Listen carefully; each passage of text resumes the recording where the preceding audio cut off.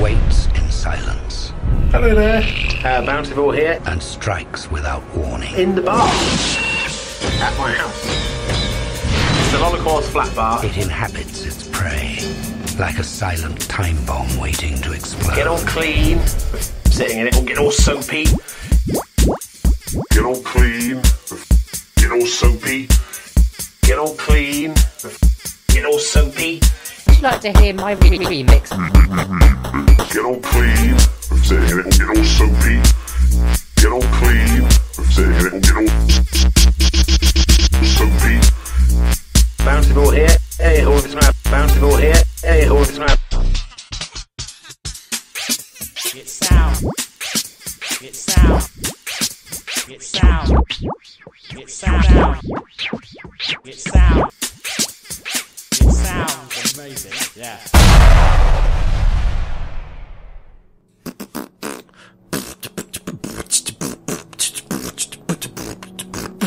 It's a new intro music. Do you like that? How was that? My box feels thoroughly beaten. We are the Holocaust.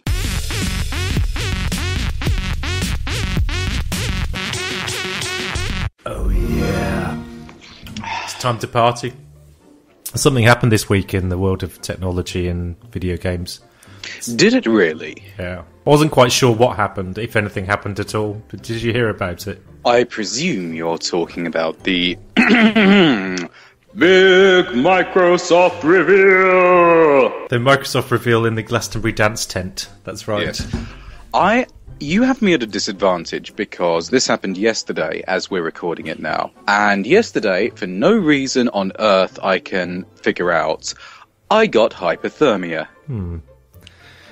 So I missed the entire thing. However, in preparation for this broadcast, I have come up with my top 10 list of things which I imagine the Microsoft reveal to have been. You crack on, and I'll tell you whether you're close or not close. Obviously, bearing in mind that we're both veterans of console launches over the years, I'm pretty sure that you know what to expect from these sort of things. And okay. Although there were some surprises. Okay. Well, let's see how close I am. At number 10, there was no new Microsoft product. The entire event was the doors being slammed and bolted behind everyone present, after which Bill Gates, with a sinister, glassy, 1,000-mile stare, read the entirety of Mein Kampf with quiet menace. That's correct. That's a good start. It's a very good start. Yeah. Bill Gates did make an appearance, believe it or not. Didn't think he would. There you go. We started by bringing gaming to life. Right, what else? What else happened then? Number 9, I've simply written that the big reveal was in the Kool-Aid. It was at the bottom of the glass, as ever. At number 8, I've written that in a real-life reconstruction of the final scene of Inglourious Basterds, the owner of the venue turned out to have been Ken Kutaragi all along, and as soon as everyone was in, he put brooms through the handles of the doors to bar them shut, and set fire to the entire venue. Close. I think you'll find it was Kaz.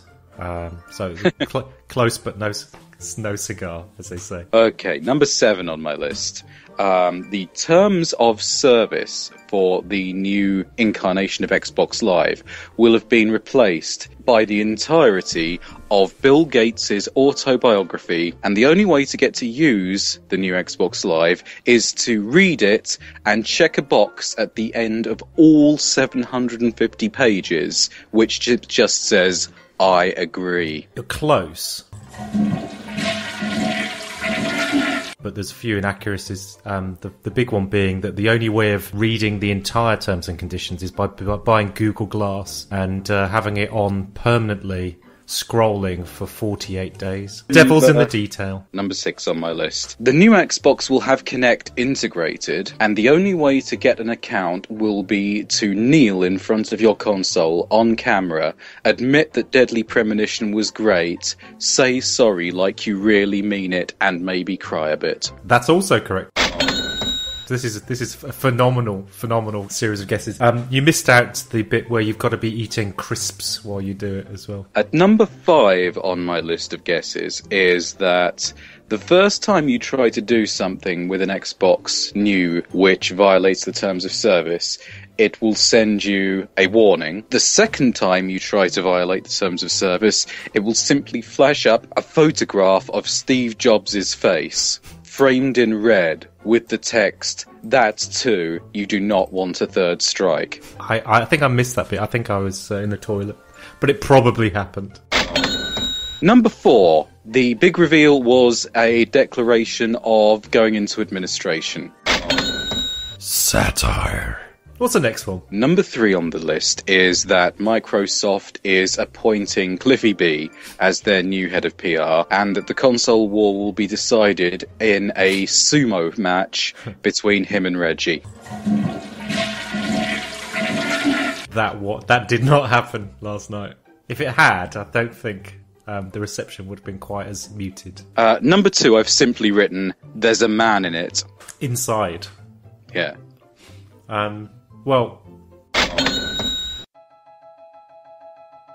Number 1 on my list is that the new Xbox will genuinely be the most magical console experience ever created. Me. Definitely me. And 40 million of our closest friends. It will take you on a fantastic odyssey Filled with more joy, Adrenaline. And excitement. where you will fight fantasy creatures, The more of you we put in entertainment, the better they became. kill aliens, free civilizations, We're about to change entertainment forever. and the pair of you will fly hand in hand For the first time, you and your TV are going to have a relationship. over incredible futuristic landscapes. My friends. My family. You'll go to bed completely satisfied All the things I like. Love. and then get up in the morning all excited and run downstairs To set my imagination free. Free to create worlds and feelings. all excited to play on your new Xbox again. Alive. Alive. Only it will have melted, leaving just a hat and some pieces of coal and a scarf and a peach that used to be a nose.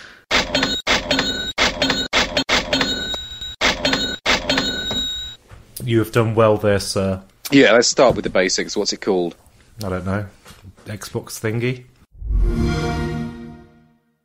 We've been sent some letters via the Twitters. So we've been sent some Twitter letters to Uncle Newsbot for answering in his section that he does. He likes to answer the readers' problems. Yeah, let's hear the listeners' problems. And God, if you listen to this show, do you have problems? All of these were not sent from Sean via Twitter again.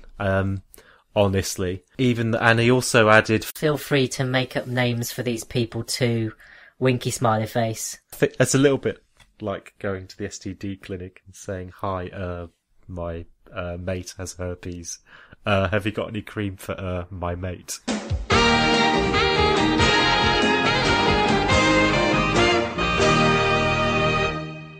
Hello again.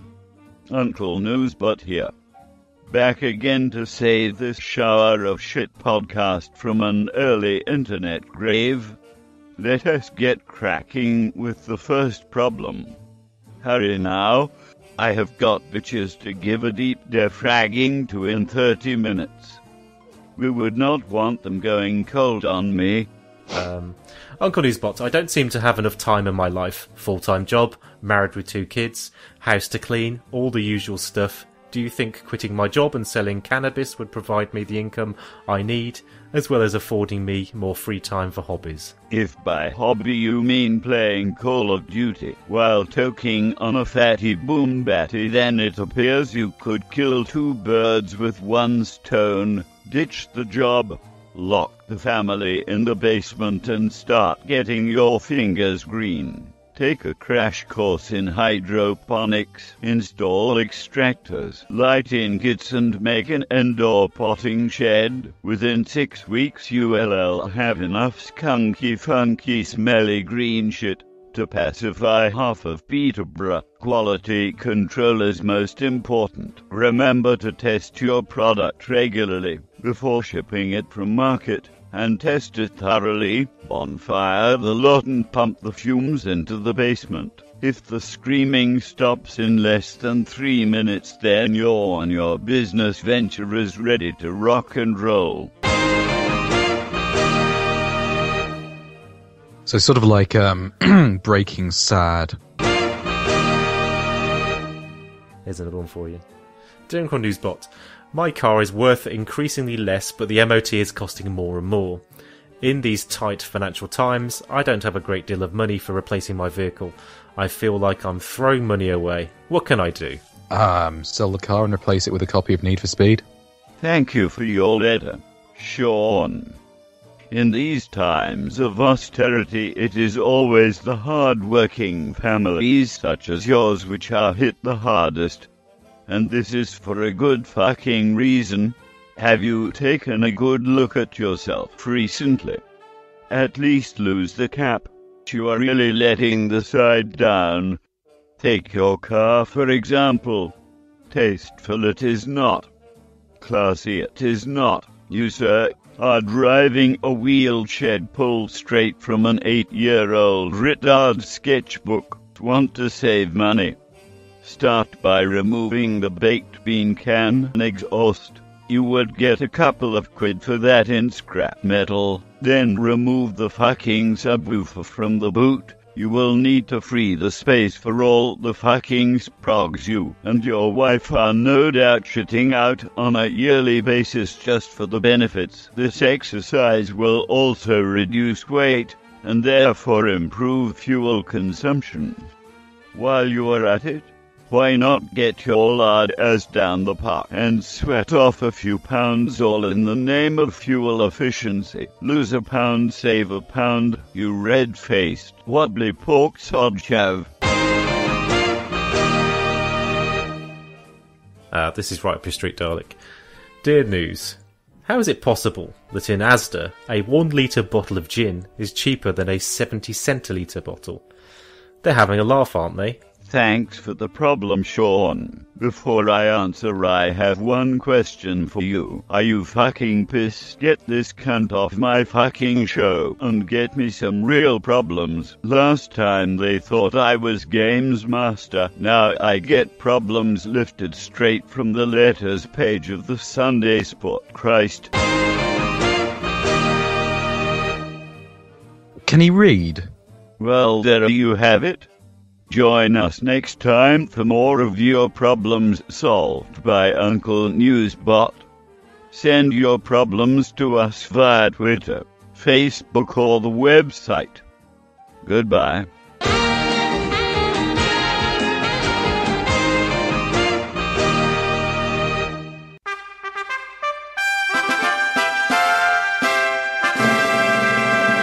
In August 2012, I wrote a piece for the Lolacourse that said that it would likely be called the Xbox Infinity. Ladies and gentlemen, introducing Xbox One.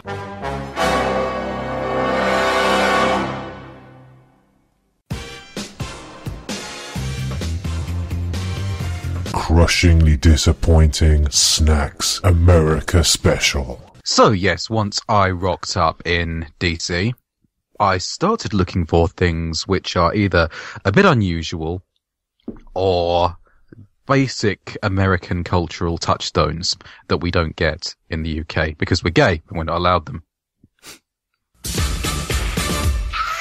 Well, I started off strongly at the airport by picking up some Pocky, or Mikado as it's called. I understand that for some reason it's like catnip to weeaboos, but I managed to pick up some Dime Bar flavour Pocky. Dime Bar? Dime Bar? Dime Bar? Hello? Dime Bar. Yes. Which is actually quite nice. It's a bit disappointing, but that's only because they couldn't get all the bits of Dime Bar to stick to the stick properly. What is the taste of a Dime Bar? Caramel? It tastes a bit like Werther's Original. Crunchy caramel and chocolate thing. And armadillo. Armadillos! Armadillo! You do know that this podcast is just slowly, ever so slowly moving into a Vintage advert fan forum. Had a shot on the new Cadbury's Marvellous Creations. They've got 2 of them out there at the moment, one of which is Cadbury's chocolate with jelly beans and popping rocks in it. That's absolutely fantastic. The other is chunks of biscuit and chunks of hazelnut. That is not a crushing disappointment, just a bit mediocre. Did you try the Cadbury Dairy Milk with Oreo in it? No, I didn't. Oh God. I'm not a big Oreo person. Nor am I. I'm not. I don't like it. It's kind of that kind of bitter chocolate biscuit. It's rubbish. Not unless in the sense of Oreos you mean being a white thing sandwiched roughly between 2 black things. I'm always up for a bit of that. And I insert into there a track from Ice Cube's America KK's Most Wanted. A message to the Oreo cookie. No matter how much you want to switch, here's what they think about you. That motherfucking radio. Anyway, we do some work with Cadbury at work. We one of our clients is Cadbury, and we get loads of samples, and everyone eats it because you get samples. It's all stock that's written off. I work with Mars, so I get boxes and boxes of clip, which is fine. But Mars don't really do anything new. Cadbury, they're always doing something cool, like you mentioned. We had a load of these boxes of Cadbury Dairy Milk with Oreo, and I don't like Oreo at all. But I thought I'd try some, and it's fucking amazing. Seriously, absolutely wonderful. If you see a bar, go and check it out. It's your classic dairy milk, which everyone knows and loves, that kind of high vegetable oil content, smooth, creamy, powdered milk chocolate. Chalky. Yeah, that everyone knows and loves because they grew up on it, with it. But it's got these lovely, crispy, bitter chocolate biscuit pieces inside, and on their own they don't work. Yeah, it's great. So what else? First one I went for was the peanut butter Snickers bar. And this is a Snickers bar with peanut butter instead of whatever evil shit they put in those things. It claims to be nougat. I have my suspicions. Snickers is chocolate, peanut, caramel, and... So yeah, this thing is peanut, and caramel, and you can probably imagine it doesn't quite work.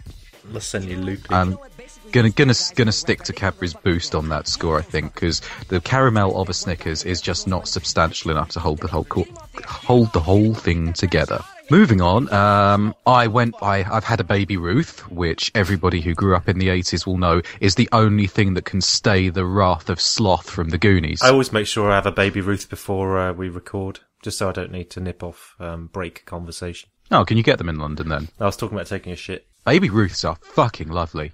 They're your pretty standard boilerplate peanuts and caramel bar, like a Picnic or a Snickers, only they're smaller and less clogging, and just generally nicer all round. I've got a box of Tic Tacs Fruit Adventure. It's these names, they either sound like a euphemism for taking a shit, or they sound like paedophile breadcrumb leading you to the dog kennel. So yeah, I thought I was absolutely convinced that Tic Tacs Fruit Adventure was going to be a crushing disappointment. They're actually really nice though. They're just Tic Tacs that taste like Skittles. The only thing I found crushingly disappointing about it was that it didn't actually take me on an adventure.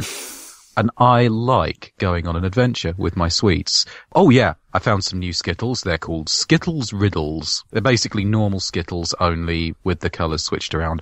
I get the feeling that franchise is starting to scrape the bottom of the barrel a bit for ideas. Sounds a bit desperate. I think it's time to take new Skittles flavours out the back of the cowshed with a shotgun and just put both barrels through the poor old thing's head. Because there's nowhere else to go now, is there? Realistically. How about a Skittles bar? Ooh, I like the sound of that. How about a chocolate bar with Skittles in it? That could work. We'll have our money now, please.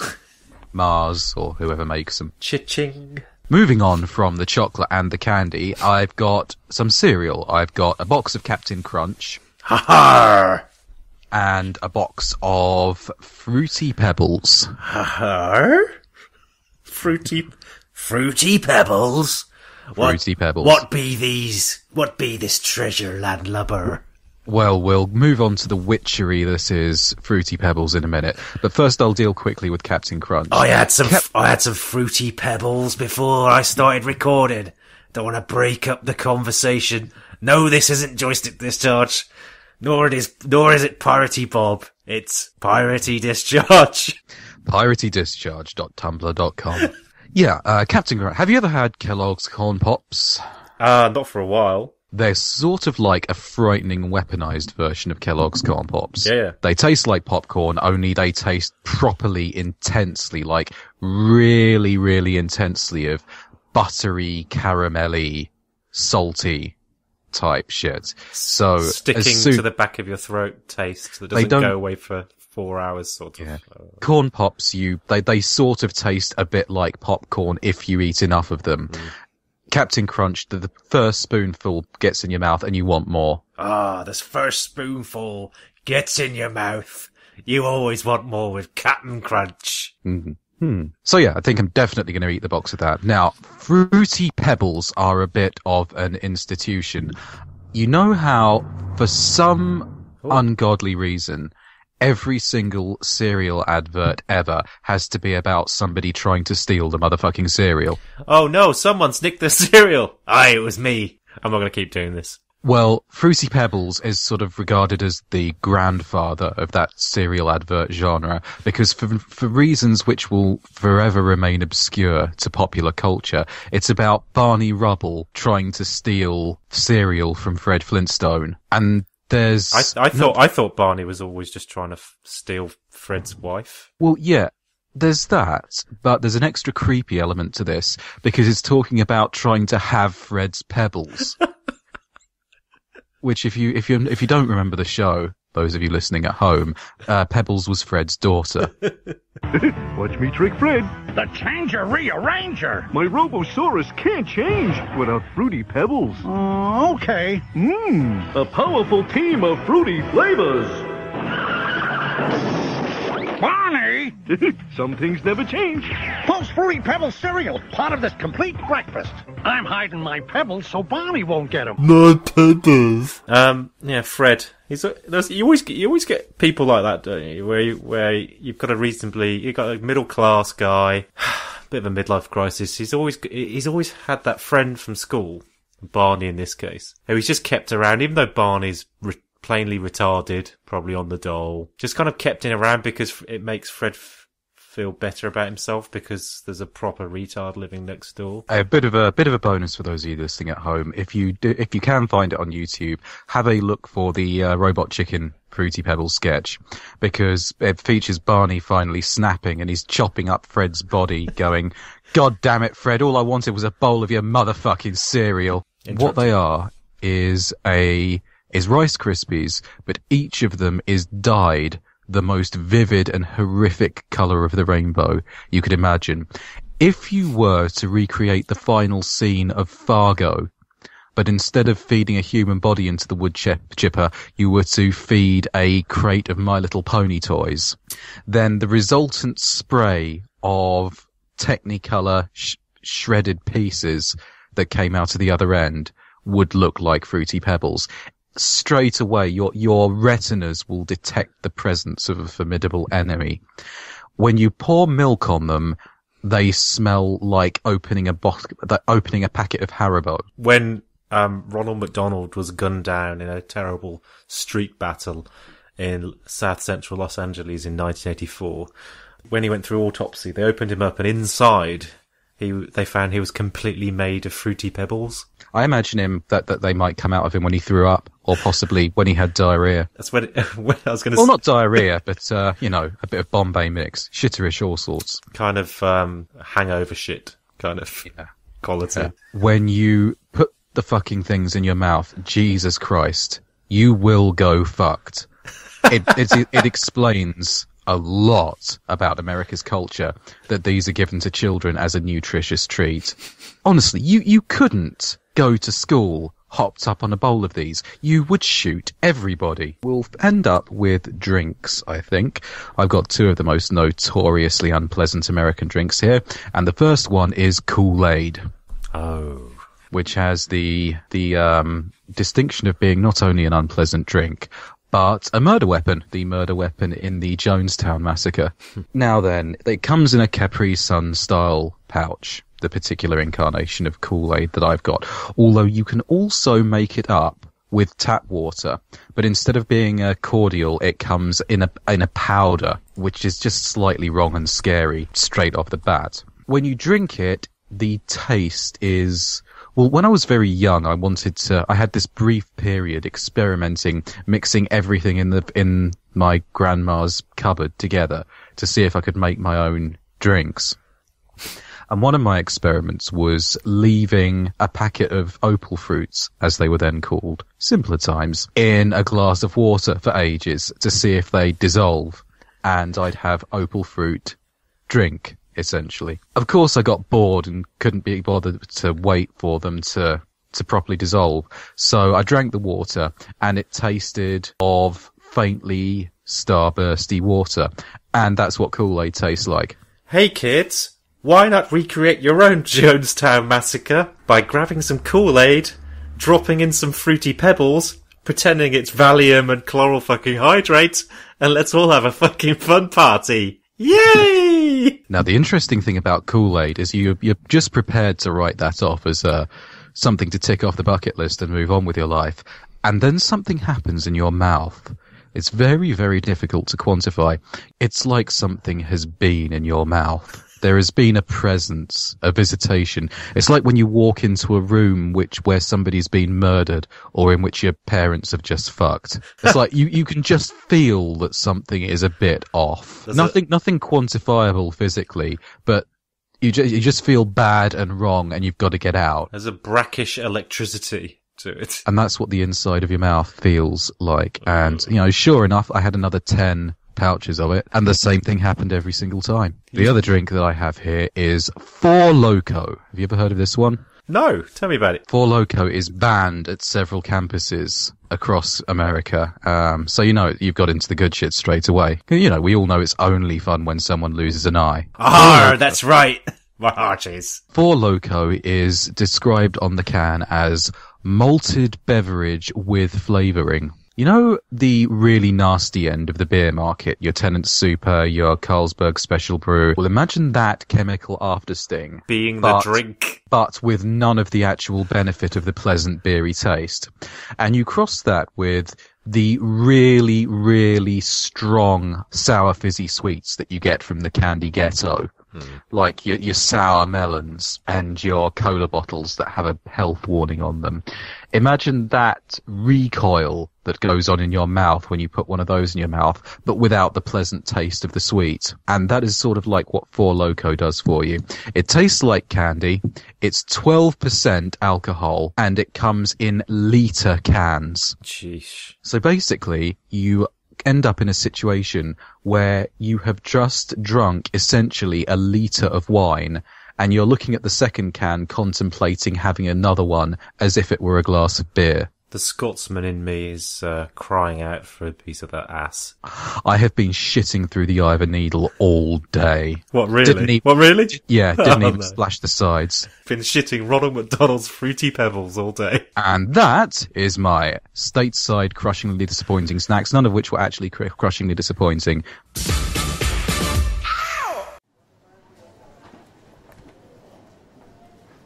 Hello, I'm a man. I work in a video shop. Man from the video shop, obviously. Re-record, not fade away.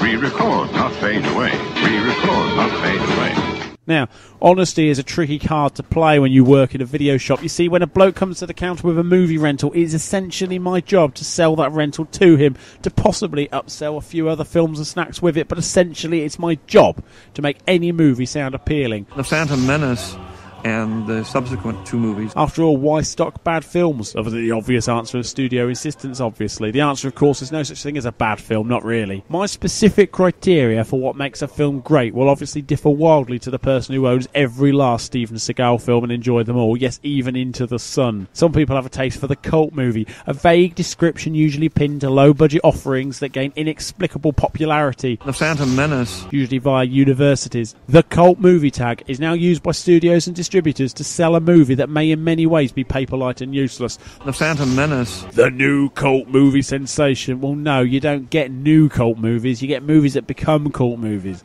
Perhaps it could be feasible to apply this title to a movie that's been released for a while on a festival circuit. It's only now getting a distribution deal. But generally, it's grafted onto crap films in an effort to explain away the budget or acting constraints and potentially fool the viewer into thinking that they must like it. The Phantom Menace. It's gained cult status after all, and who doesn't want to be out of the loop? Similarly, you get horror fans, the gore hounds. These movie fans will watch anything of any quality. The Phantom Menace. They're a dedicated bunch who seem to agree with my rule of thumb regarding horror films. It's easier to make a cheap and rubbish horror film and make a profit than to attempt to make a decent one and make a loss. This rule applies to a lot of films. Take Saw, for example. The first one was low budget, high concept and succeeded. This led to a new horror franchise being born, the biggest since the Scream series cut up the latter part of the 90s, and Jason Freddy et al.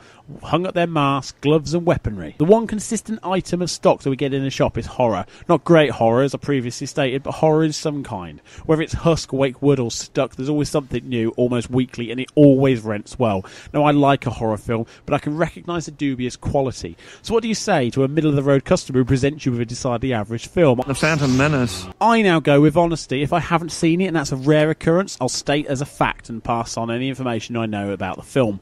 If I have, I'll try and gauge what the customer usually rents and see if they might like it, and if not, I'll probably suggest something else. The Phantom Menace. But there comes a point when honesty gets in the way of business.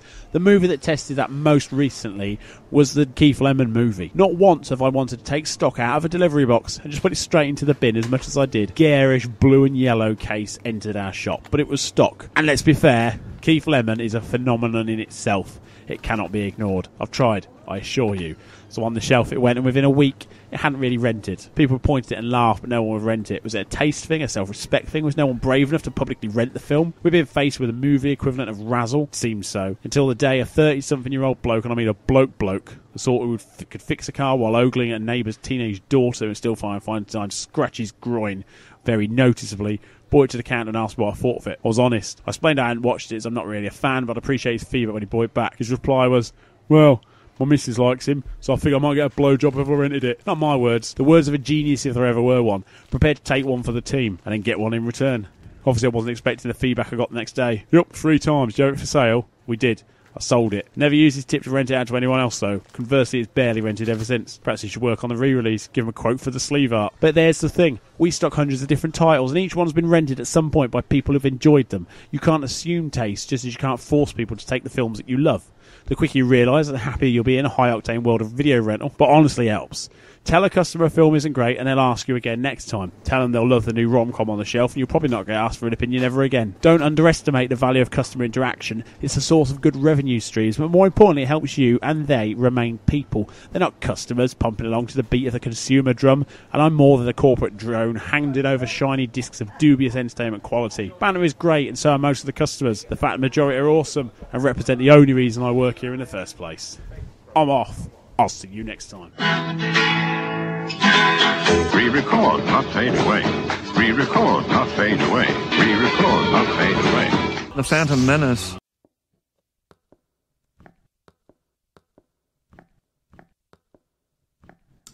Welcome. Hi, I'm Peter Molyneux. Welcome to the end of Curious Titty. We started this experiment back in November 2012, and we have been completely blown away by how the world has embraced this amazing wind-up. And that's exactly what it was. A wind-up. Could we take the simplest possible thing, the speed of my voice, could we take that and pose the question of how slow could my voice really go? And I said, and I'm known for these things, I said it could go about 50 times slower. And that's what this message is about.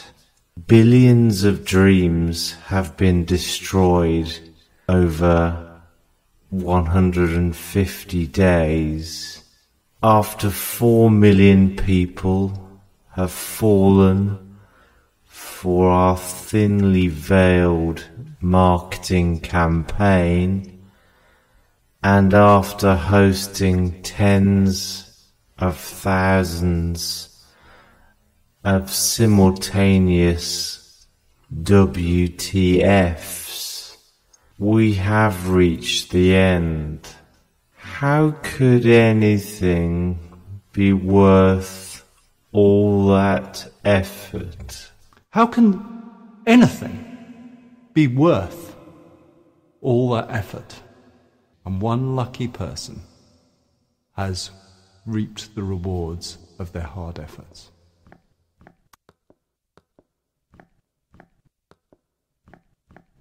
Let's do that. Let's have some more gazes and some more glimpses into the mind of a man who once made a shoot 'em up and now doesn't make that single shoot 'em up anymore.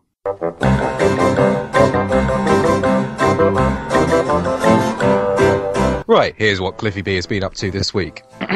Wouldn't driving under the influence on a Segway be leaning under the influence? Technically, you're just shifting your centre of gravity and you're putting small pressure. You're not actually leaning as such. Spent about 10 minutes going over and over this one in my head, trying to figure out what the structure of the joke is there, or what he thinks the structure of the joke is meant to be. And it's flummoxed me completely. He's sitting there in a playgroup. He's on the floor of this playgroup, and all the kids are like all around him. They think he's, I don't know, their dad. They're all like looking at him, and he's got his phone, and he's sitting there. Hey, everybody, listen to this one. Yeah, it's sort of like going to Disneyland with your dad, and there's a guy there dressed as Goofy, and your dad goes, "Hey, look, everyone, who let the dogs out?" And he's really, really pleased with himself for saying that. I'm not. But there's I'm not just biting no on that joke one. there. You will when this gets into post-production. Who let the dogs out? I said raise the roof, R-A-I-S-E, not raise the roof, R-A-Z-E. Goddamn subcontractors.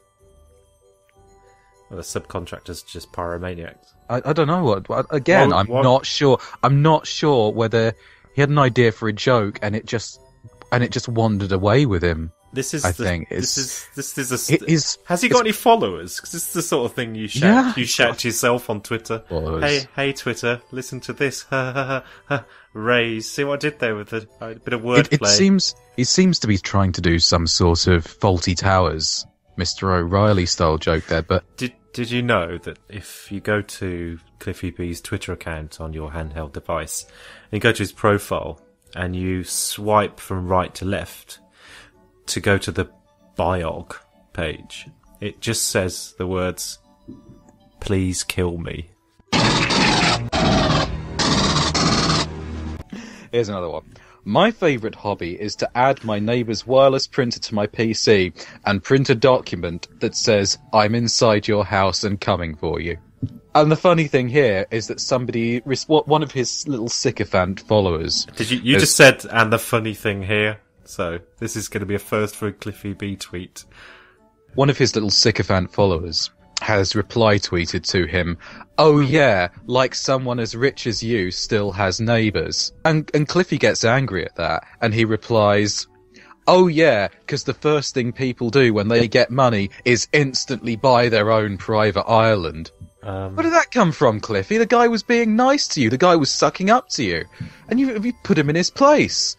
I don't know what that... Either that person's going to be emotionally crushed, or he's going to walk away like shaking his head in sad disbelief saying, "Yes, Cliffy B was using the internet to boast about stalking somebody in a sexual and threatening manner using their printer." That former Cliffy B fan is now tucking into 3 or 4 bowls of Fruity Pebbles, filling up a backpack with rifles and handguns, and he's on his way over to your private island.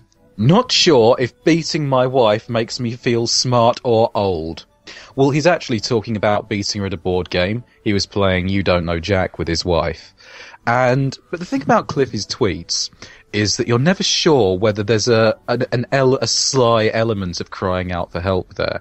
And one of his followers has obviously picked up on that, because somebody has just responded with, at the real Cliffy B, "She's had enough, please stop."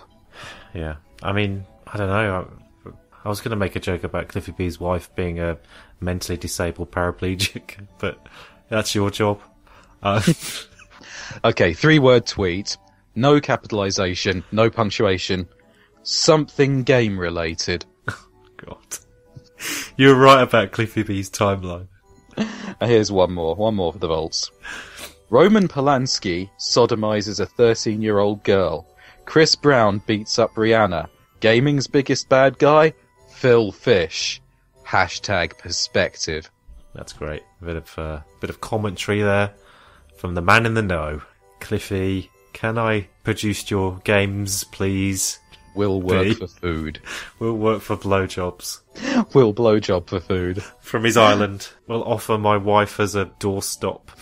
Will work for urinal cakes. Last week he tweeted, "Candy Crush Saga is terrible and you should feel terrible for playing it." Yeah, well, you know what? Maybe I think that Gears of War is terrible. You know, I think it's objectively brilliant in most areas and I completely enjoy it. Apart from the fact that I've made that up, I think your game is terrible, Cliffy B. How'd you like that? Hey, here's something objective, Cliffy. I think your game's well gay. Woo!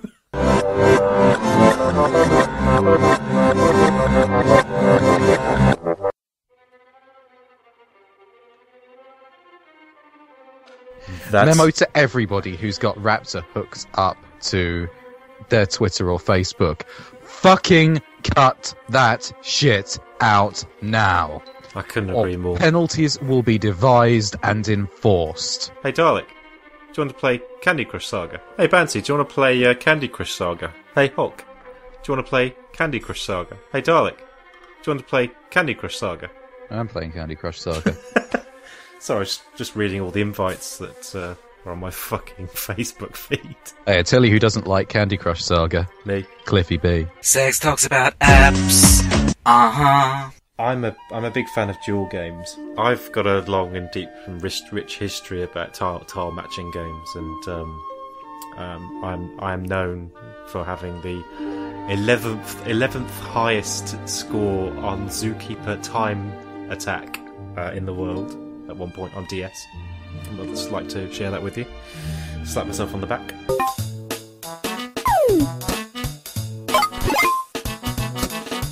I have played... Right up the back. Oh, right up. With the stylus. I have played Candy Crush Saga to the point where I felt I had to start putting money into it because it was unfair.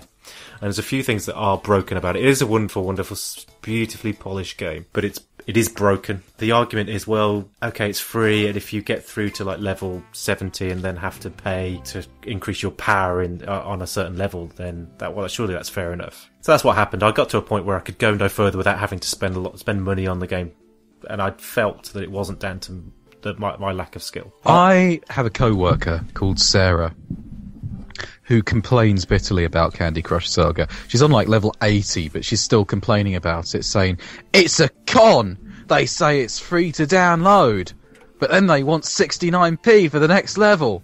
It's like, well, yeah, but you've played it for about 30 hours. Yeah. Do you not think you're at the point where it would be fair for you to pay for what you are using, for the enjoyment that you are getting? No, it's a con! With Candy Crush, my big issue was not that I got to a point where I could go no further. I'm great at tile switching games. I am the master. You are one of the most evil and corrupt beings this Time Lord race has ever produced.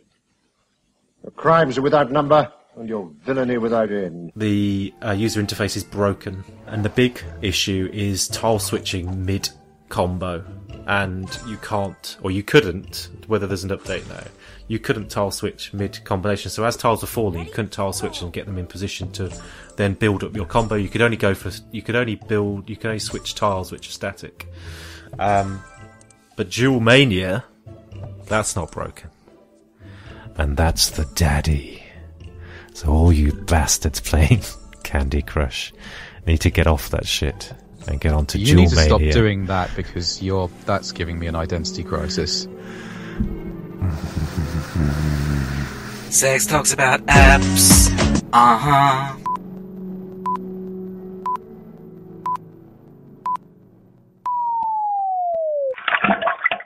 We are the Holocaust.